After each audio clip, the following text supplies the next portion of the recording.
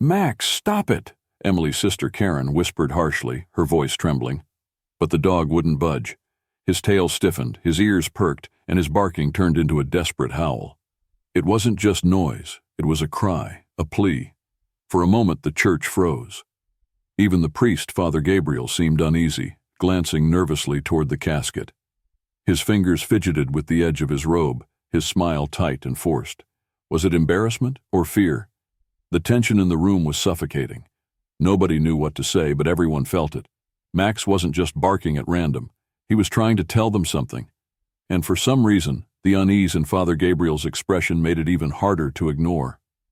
As Max's barks echoed through the church, the unease among the mourners deepened. People exchanged glances, their whispers growing louder. But what caught everyone's attention most wasn't the dog, it was Father Gabriel. The priest stood at the altar, his face pale and his hands trembling slightly as he adjusted the silver cross around his neck.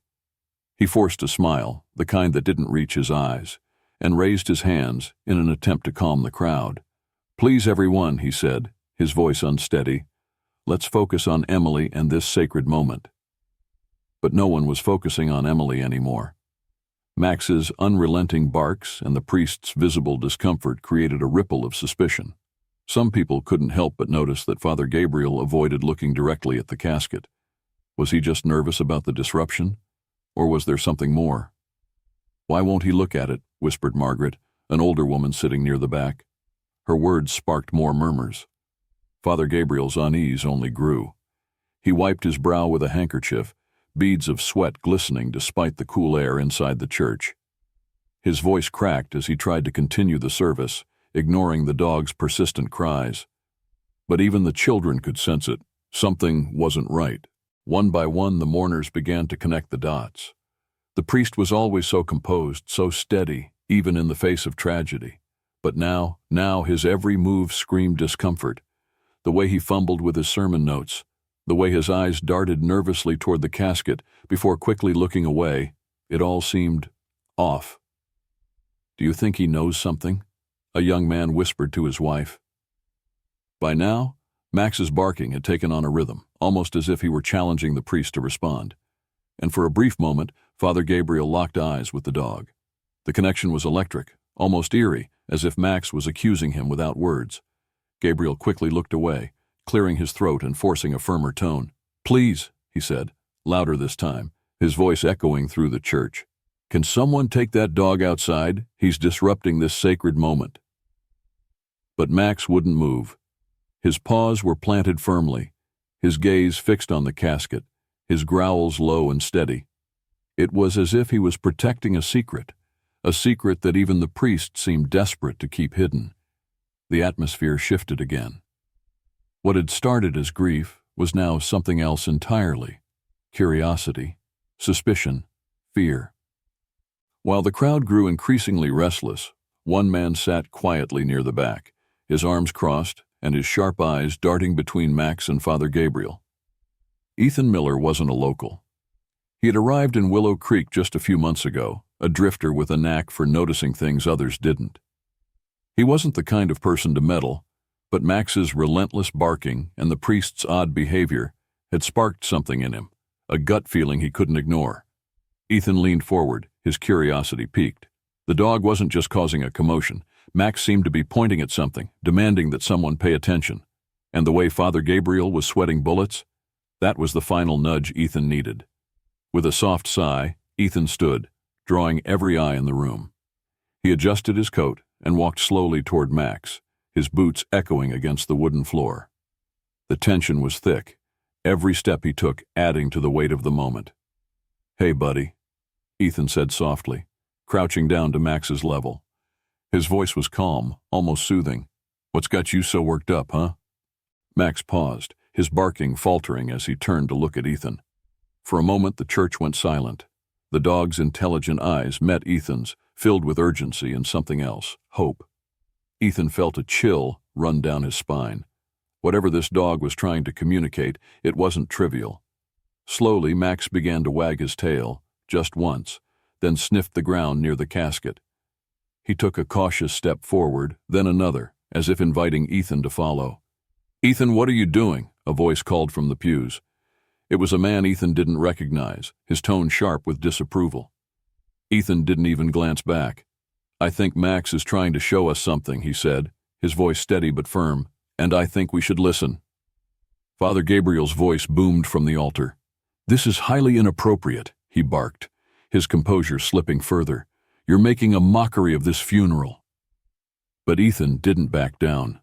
If anything, the priest's anger only solidified his suspicions. Straightening up, Ethan turned to face the room, his expression calm but unyielding. "Doesn't anyone else think it's strange?" Ethan asked, his voice carrying through the church. "The way Max is acting? The way the priest is trying so hard to stop us from finding out what's going on?" Gasps and murmurs rippled through the crowd. Ethan turned back to Max, giving the dog a small nod. "Show me, boy," he said quietly. Max barked once, a sharp, decisive sound, and began sniffing around the casket again. Ethan followed, his heart pounding as he felt the weight of every gaze in the church on his back.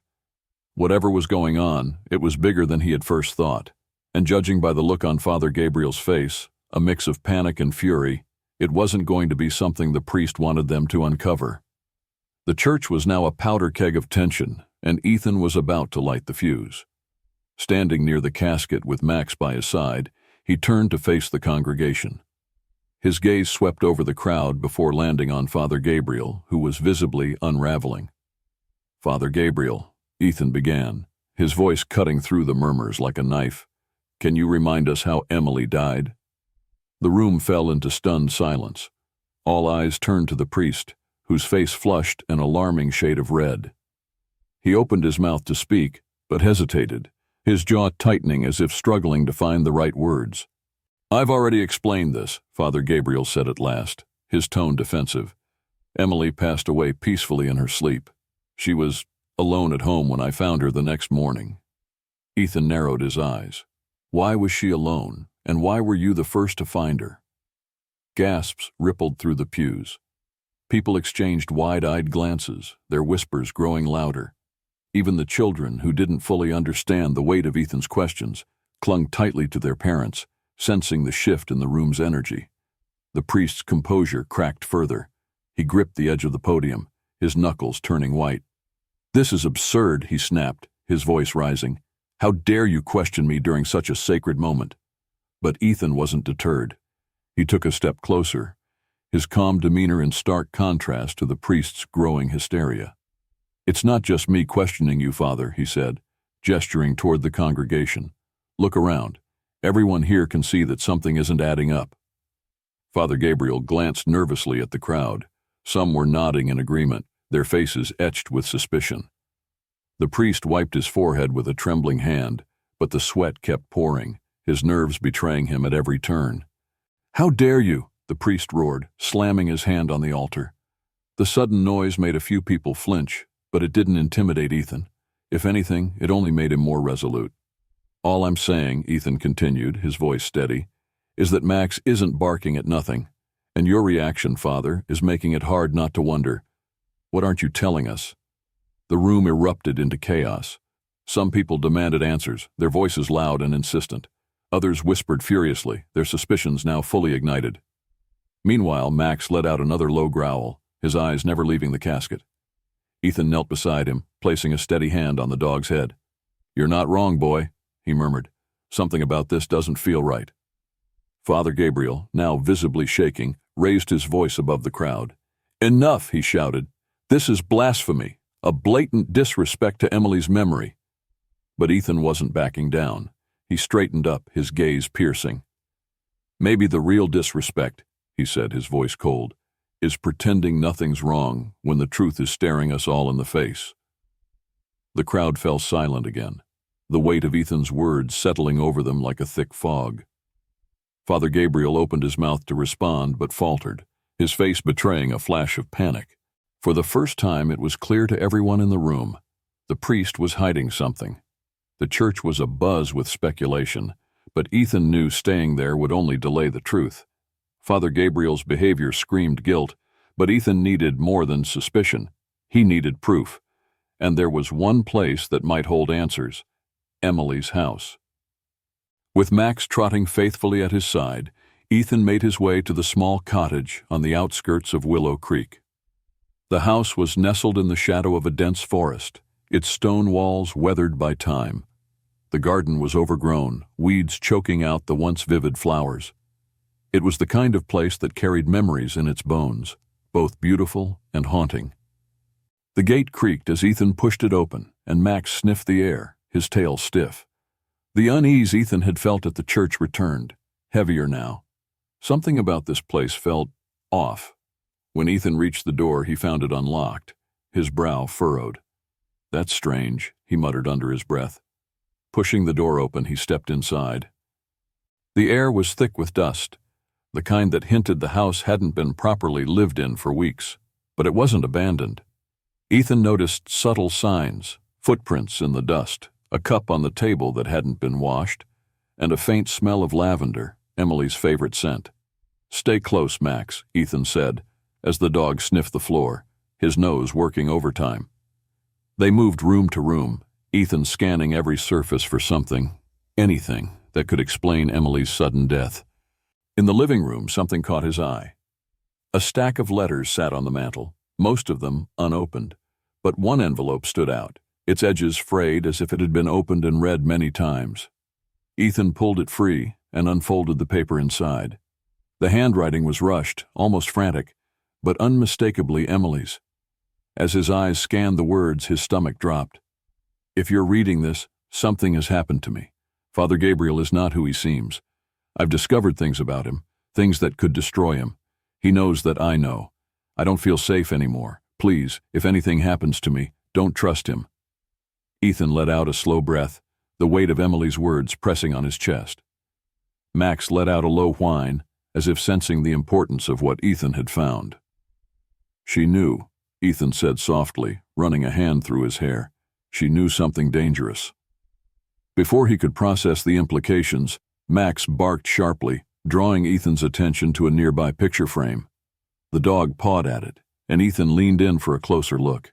It was a photo of Emily and Father Gabriel standing side by side at a church fundraiser. At first glance, it was nothing unusual, but the longer Ethan stared, the more he noticed Emily's expression. She wasn't smiling like everyone else in the photo. Instead, her face looked tense, her eyes darting off camera as if she'd seen something or someone that frightened her. "What were you so scared of?" Ethan murmured. As he reached to put the photo back, his fingers brushed against something taped to the back of the frame. Frowning, he peeled it away and found a small, tarnished key.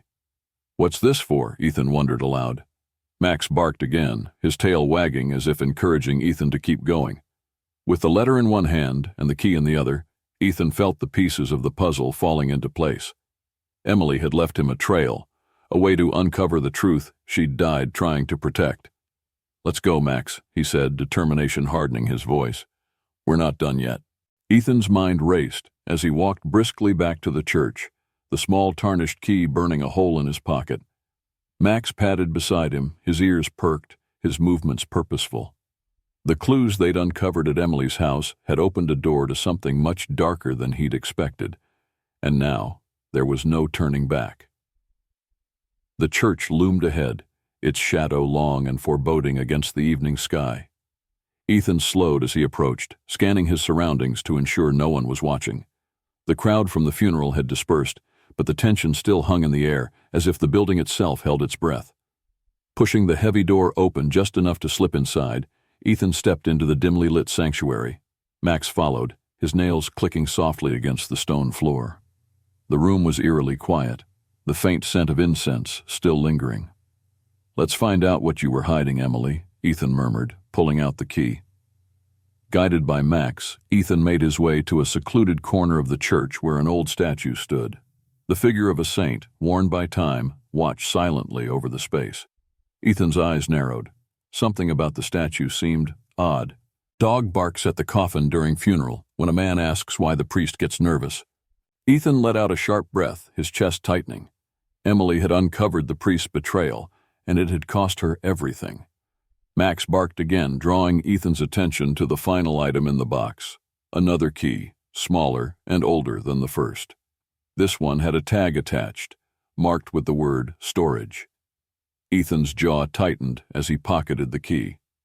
"Looks like we're not done yet," he muttered. Max wagged his tail, his eyes shining with determination. Together they rose to their feet, the weight of the truth heavy in the air. Ethan glanced around the dimly lit church, his resolve hardening. If Emily had risked her life to expose this secret, he wasn't going to let her down. "Come on, Max," he said, his voice low but firm.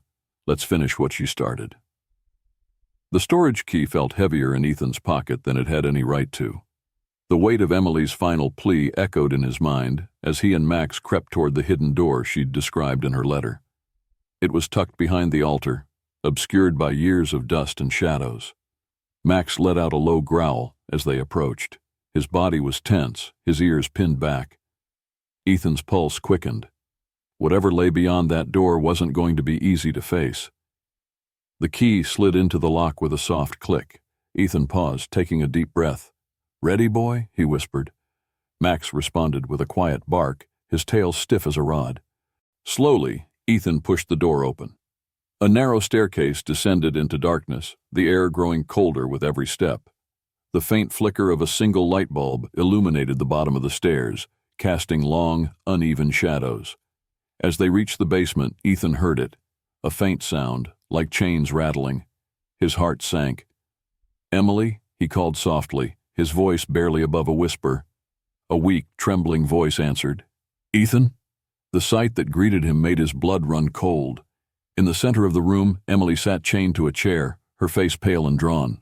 Her eyes, though filled with fear, lit up at the sight of Ethan and Max. "You're alive," Ethan breathed, rushing to her side. He fumbled with the chains, searching for a way to free her. Max stayed close, growling at the shadows as if sensing a lurking danger. But they weren't alone. Behind them, heavy footsteps echoed down the stairs.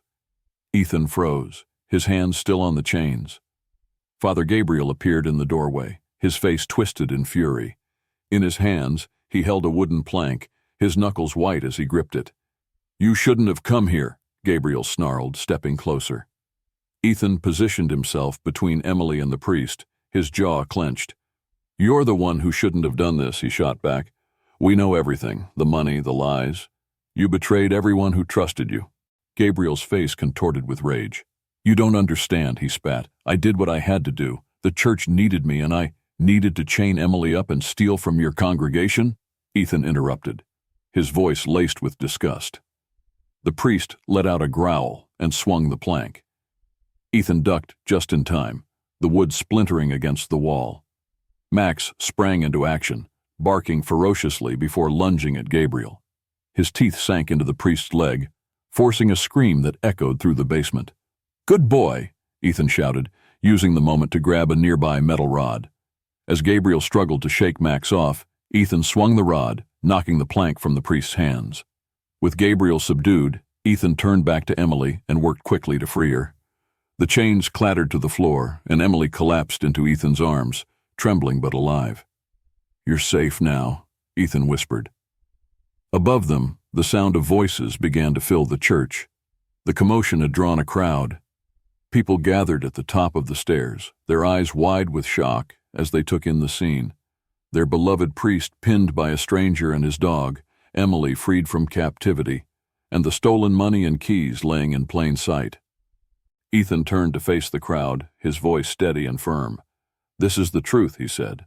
"Father Gabriel has been lying to all of you, stealing from you, and keeping Emily captive to protect his secrets." The murmurs grew louder, disbelief and anger spreading like wildfire.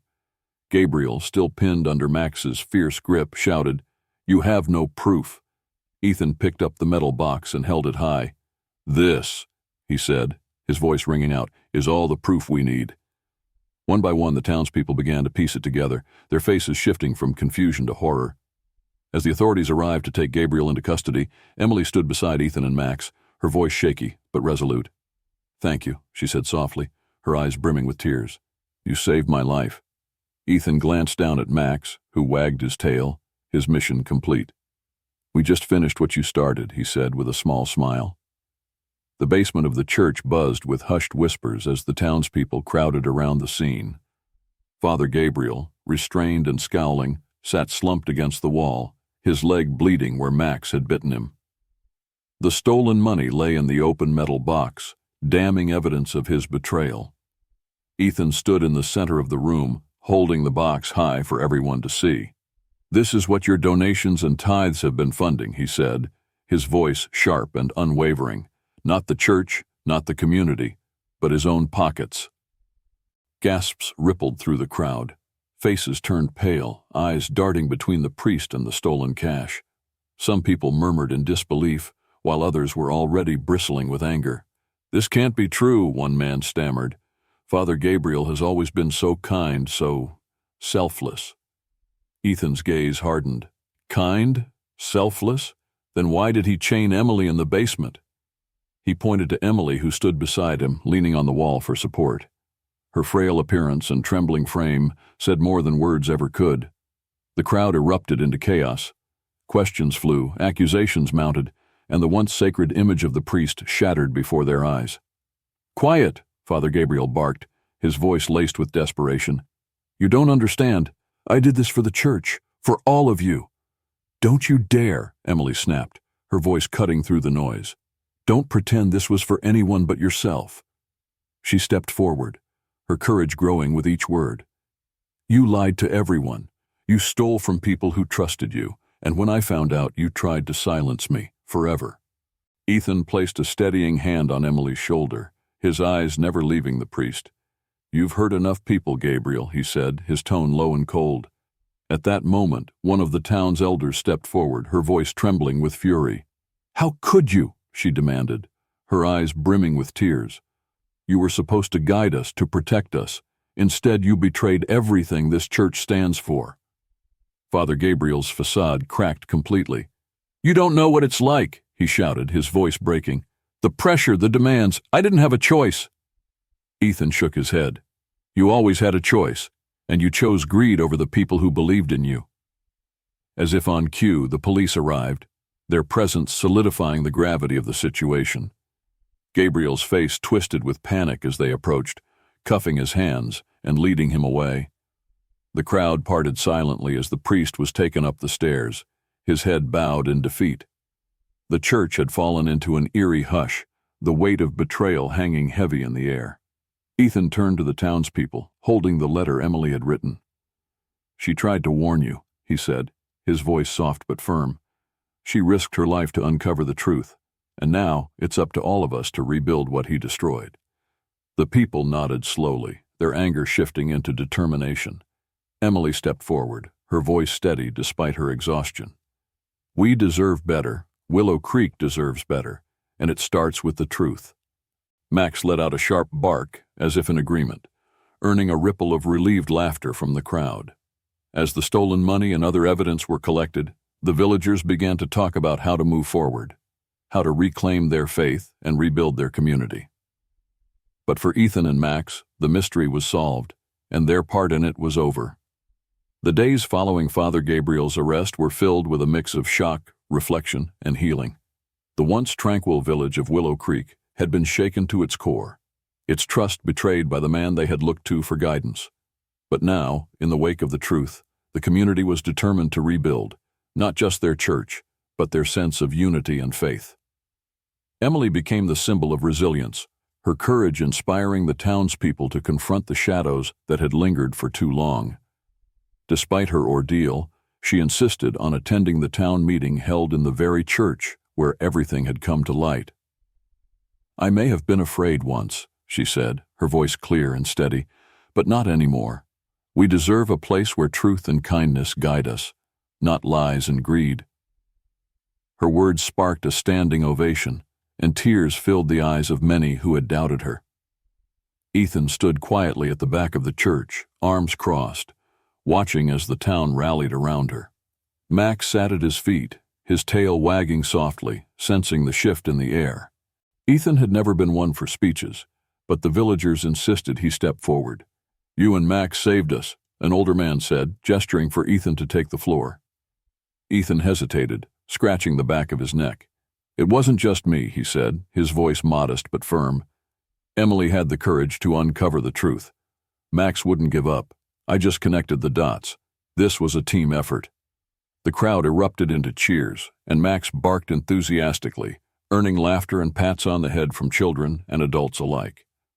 The town decided to hold a special ceremony to honor the three heroes who had uncovered the truth. The event was simple but heartfelt, with the church now serving as a gathering place for hope rather than secrecy. Max became the star of the day, wearing a makeshift medal around his neck as children fed him treats and showered him with affection. Ethan, ever the quiet observer, stood off to the side, content to let the spotlight shine on Emily and Max. During the ceremony, Emily stepped up to the podium and spoke once more. "Let this be a reminder," she said, her voice filled with passion, "that no one person is bigger than the truth, and that even when it's hard, even when it's terrifying, standing up for what's right will always matter." The crowd erupted into applause once more, and Ethan felt a rare sense of pride swell in his chest. As the sun set over Willow Creek, the villagers lit candles, their flickering glow symbolizing a fresh start. The darkness that had hung over the town for so long was finally lifting. Ethan knelt beside Max, scratching behind his ears. "We did good, buddy," he murmured. Max wagged his tail, his job as protector and truth-seeker complete. For the first time in weeks, the village felt at peace, united by the bravery of three unlikely heroes. As the candlelight ceremony ended, the villagers began to disperse, their voices filled with hope and determination. For the first time in weeks, laughter echoed through the streets of Willow Creek. The shadows of Father Gabriel's betrayal had been lifted, and in their place, a renewed sense of unity began to grow. Ethan, however, stood at the edge of the town square, looking out into the fading light. Max sat at his side, his medal jingling softly with every wag of his tail. The two of them had become the unlikely center of attention, a drifter and a dog who had dared to ask the questions no one else would. "You thinking about moving on already?" Emily's voice broke through Ethan's thoughts. He turned to see her approaching, her face pale but her smile genuine. The spark in her eyes was back, a sign that the nightmare she'd endured hadn't extinguished her spirit. "Not sure yet," Ethan said, a small grin tugging at the corner of his mouth. "I'm not exactly the settling down type." Emily chuckled softly, her gaze drifting to Max. "Well, if you do leave, you'll be taking our best detective with you." She crouched down to scratch Max behind the ears, earning a happy bark. "He's the real hero," Ethan said, crossing his arms and watching the dog enjoy the attention. "I just followed his lead." Emily stood, her expression turning serious. "You didn't just follow, Ethan. You listened. You trusted Max when no one else would. And because of that, you saved me. You saved this whole town." Ethan's grin faded slightly, replaced by something softer. Gratitude, maybe, or humility. He wasn't used to being the hero. Before he could respond, a group of children ran up, their eyes wide with excitement. "Ethan! Ethan!" one of them called. "You have to stay. Max, too, we're going to build him a statue." "A statue?" Ethan raised an eyebrow, glancing down at Max. The dog barked, as if in approval, earning a round of giggles from the kids. "Yeah," another child chimed in, "right in front of the church to remind everyone that Max saved us all." Emily laughed, the sound light and free. "Looks like you're not leaving any time soon," she teased. Ethan shook his head, a rare smile spreading across his face. "I guess not," he said, ruffling Max's fur. "Besides, someone's got to make sure this guy doesn't let fame go to his head." The villagers, overhearing the conversation, cheered in agreement. The idea of a statue for Max quickly took root, and soon plans were being made for a permanent tribute to the dog who had uncovered the truth. But for Ethan, the real victory wasn't the recognition. It was seeing the town come together, stronger, braver, and more united than ever. As the night deepened and the stars began to dot the sky, Ethan and Max walked to the edge of town, looking out over the forest that surrounded Willow Creek. The quiet was a welcome contrast to the chaos of the past few days. "You know, Max," Ethan said, his voice low and reflective, "we could have ignored all of this, walked away and left it for someone else to deal with." Max tilted his head, his eyes glowing in the moonlight. "But we didn't," Ethan continued, a hint of pride in his tone. "And now this place is better because of it, because of you." Max let out a soft bark, leaning into Ethan's side as if to say, "We did this together." As they turned to head back into the village, a new day felt closer than ever, a day where truth and courage stood tall, much like the statue that would soon grace Willow Creek Square. And though Ethan had always been a wanderer, something about this place, about these people, felt like it might just be worth staying for. What would you have done if you were in Ethan's shoes? Would you have risked everything to uncover the truth? Let us know in the comments below, and don't forget to like, share, and subscribe for more stories of courage, mystery, and unforgettable heroes like Max. Because sometimes it takes a loyal dog and a little bravery to change everything. If you're enjoying these stories, don't forget to subscribe to the channel and hit the like button. It really helps us out. It was supposed to be a solemn moment, the kind where every sound feels amplified and the weight of grief fills the air. On a dreary, gray afternoon, the small church in Willow Creek was packed with mourners paying their final respects to Emily Bennett, a beloved member of the community. Her loyal dog, Max, sat quietly at first, lying next to the casket as if keeping her company one last time. But then the silence broke. Out of nowhere, Max sprang to his feet and let out a sharp bark, startling everyone in the room. Heads turned, eyes widened, and the mourners whispered among themselves. "What's gotten into him?" someone murmured. Max didn't stop. His barking grew louder and more insistent, his gaze locked on the casket, as if trying to warn them about something only he could see. The noise sent chills down spines, especially the children who clung to their parents, their imaginations running wild with stories of animals sensing things beyond human comprehension. Max sniffed at the base, barking sharply and pawing at the stone. Ethan knelt down, running his fingers along the edges. That's when he felt it, a slight gap where the base met the floor. "Good boy," Ethan whispered, patting Max's head. Using the small key, Ethan pried open a hidden compartment at the base of the statue. His heart pounded as he reached inside and pulled out a metal box, its surface cold and tarnished with age. He placed it on the floor and opened it carefully. What he found inside stopped him cold. Bundles of cash, tightly rolled and bound with rubber bands, filled the box. Each bundle was labeled with names Ethan recognized as members of the congregation. These were donations, tithes meant to support the church and its community. But that wasn't all. Beneath the cash was another envelope, this one marked with Emily's handwriting. Ethan opened it with trembling fingers. The letter was brief, but damning. "Father Gabriel has been stealing from the congregation for years, funneling money into secret accounts. I've seen the records myself, hidden in the church's storage room. If anyone finds this, please don't let him get away with it. The truth needs to come out."